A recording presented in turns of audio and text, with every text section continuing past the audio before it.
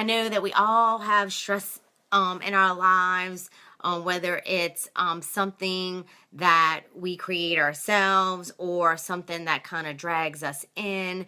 And so, how do we normally deal with it?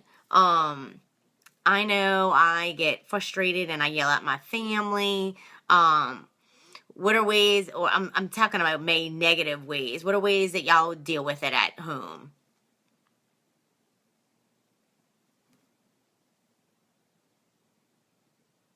How does it affect y'all and the people that you love?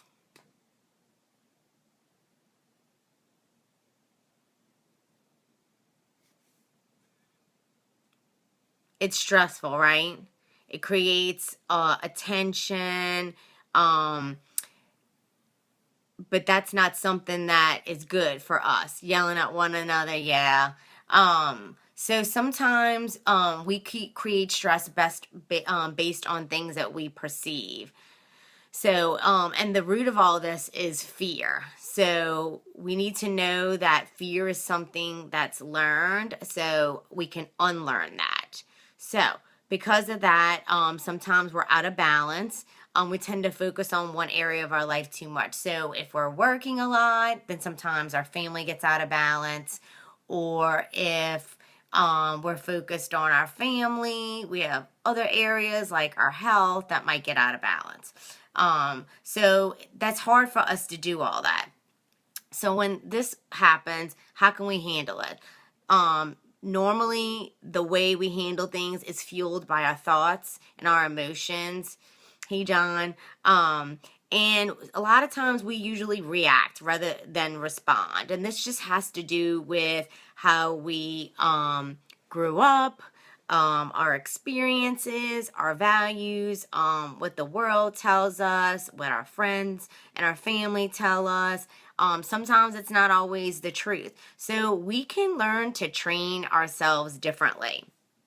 And so one of the things that I'm learning right now is James 1:2 says, consider it pure joy whenever you face trials of many kinds, because you know the testing of your faith develops perseverance, and perseverance, let it finish its work so that you may be mature, lacking in nothing.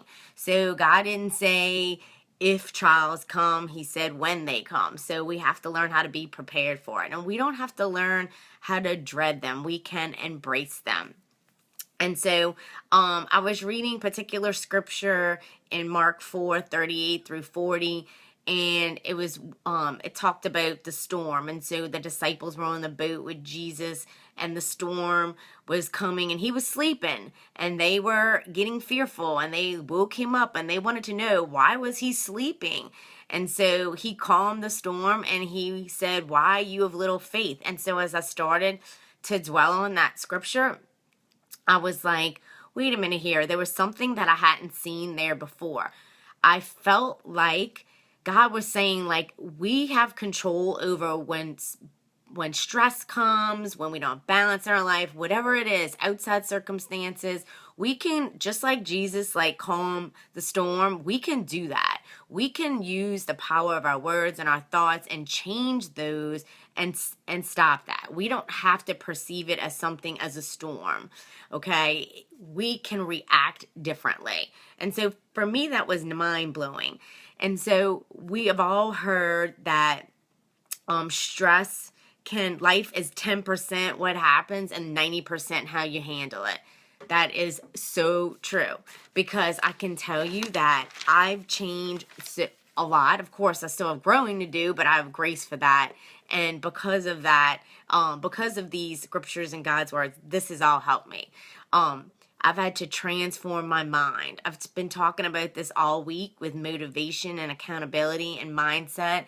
And Romans 12:2, don't conform to the pattern of the world, but be transformed by the renewing of your mind. And so that's why I try and do that. So what's the solution? So the solution is, we want to, and this is going to look different from everyone. Like I said, you want to talk to your family and your spouse and customize it to what's going to fit your needs, because everybody has a different schedule as far as work and family. Um, and you can do what you can do and then let God do the rest. So some of the things that I've done is I've decided to live a stress-free life. So I made a decision, and then I've decided to figure out what my why is. And I talked about that on Monday. You could go look at that. And so that's just what drives you in the morning, what gets you up. Then I'm creating healthy habits, which I'm going to talk to you about. And then you want to and then when you do all this, it creates momentum, and then it just becomes just something that you just want to keep doing. So some of the things that we can do to change and balance all this is one, spend quiet time praying. I like to do this like first thing in the morning when no one is up, and because for me it sets the tone for the day. Everybody's different as far as when that works for you. Sometimes you want to do it in the evening. I actually pray throughout the day, but I have to pray in the morning. And when I don't, I'm telling you, something always happens and I'm not ready for it.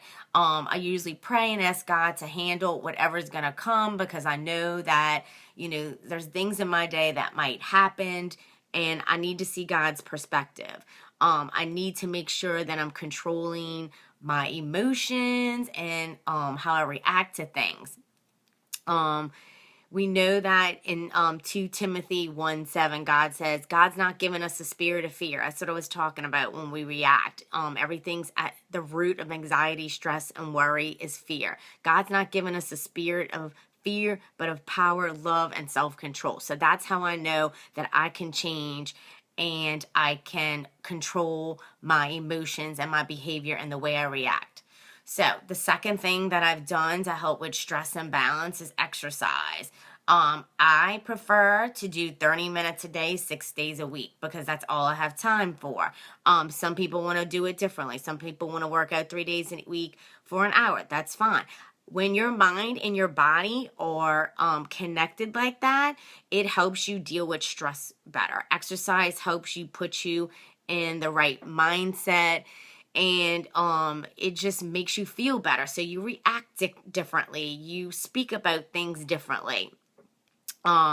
So figure out in your schedule what's going to work for you that's going to make you feel good, okay? It helps you be calmer, more rational. The third thing is work on spending time to make a better you. Sometimes you can do this in your prayer life. Other times you can do it reading a book. You can listen to a podcast. You can listen to encouraging music. For me, I like to listen to some encouraging music in the morning. Like right now, I'm listening to the song Fearless by Jasmine Murray, and it really just helps me set the tone for the day. It gets those positive thoughts going in me, because y'all, we have weeds growing. We have negative things that are already up there from our past, from just stuff that we see on TV. I don't even like to watch TV anymore, because just everything, people, the way they speak to us, we have to know that we have to change that. We're in control of that. Okay, so we want to learn to control our negative thought patterns. The fourth thing is, look, to balance your time, learn to delegate when you can. I used to, as a mom, working full time, taking care of my family, I thought I had to do everything because it's not going to get done if I don't do it. And I'm learning that I can't do it all myself. So I have to delegate it out. I have to delegate to my husband. I have to delegate to my daughter. Yes, they don't get it the way, do it maybe the way I would, but it's getting done. They do what I can do, and then the things that I can only do, then I handle those. The fifth thing is plan your week. So set a time aside, obviously because you have to work, and then set a time, purposeful time with your family. We try and do dinner time, and it doesn't have to be so much quantity as it is quality. You can have quantity time with your family if you're vegging in front of the TV. That's not spending time with people. It's engaging in conversation and having relationship, putting down those phones. We've been trying to do this consistently, especially on the weekends, for us with Anna because the weekdays are so hectic because everybody has different schedules. And make sure you plan out times with your friends. You need those. When you need that time sometimes away from your spouse with your girlfriends or couple time. The sixth thing is create a mission statement with your spouse. I talked about this in my, if you want to look at my blog, and I'll put my website, you can look at it. I talked about that. So I have created this mission statement so that I know anything, decisions that come, whether it be at work or outside, that I know is going to compromise my time, my quality time with my family and my friends. For instance, like, let's just say I got a promotion that was going to take more time away from my family and friends. Well, I already know what my mission statement is, and so I'm going to have to decline it, even though it might be a raise, because that's at my core. That's not when I want to compromise in life. And then the seventh thing is we all want to learn how to work smarter, not harder. So we need to try and get important things done early in the day. That's what I do, that require more concentration.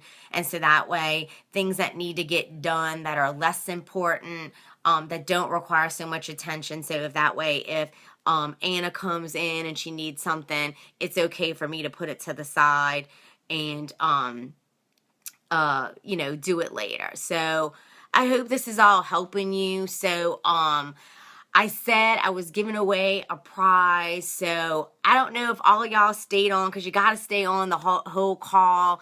And I want to be able to give this away. So I want to see if y'all know the answer to this. So I had said that in order for you to live a stress-free life, you need to decide, you need to know what your why is, and you need to create healthy habits. And then I said something else. I said it's going to create, do any of y'all know what that is? Because I want to be able to give this prize away, and it's totally related to work balance. Guess. See if you can guess, and maybe you'll get it. I don't know if I could see y'all's comments. Are y'all commenting?